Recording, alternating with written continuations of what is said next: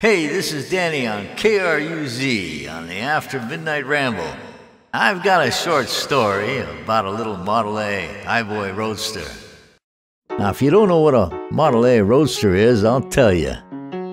She was chopped, decked, and painted red and a little wrecked when I saw her sitting in that Kahala Avenue garage.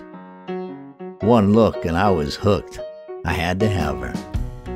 So I scraped and saved, and just under 1,000 days I was able to make a deal for that little 31 Model A. I brought her home and fixed her up and made her my own.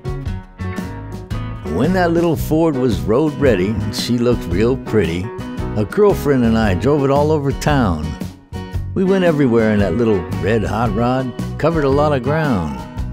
We rolled into fast food joints from Hawaii Kai to Waianae, Punaluu to Kahaluu.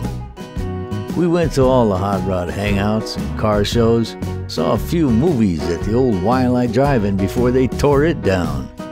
We even cruised through Waikiki once or twice in that little roadster of mine that looked so nice. It had a shiny 4-inch drop tube front axle, a set of custom-made lake-style headers that were just the right length, gave it a bitchin' unforgettable sound when you nail it just outside of town. I even used a mirror for a firewall to reflect my handiwork and all. And then one day, while cruising up Laie, I met a guy who said he had a sweet ride of his own. His had a roof, and it looked real tough. It was a 34 coupe that had been the coolest one around, he said.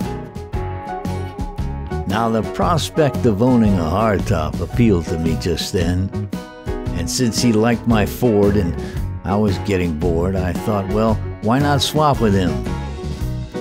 Now deep in my gut, I knew it was wrong, but I traded with that dude anyway. I took his car and he took mine in no time. A week later, he raced my old ride that I built with so much pride right off the freeway, H1.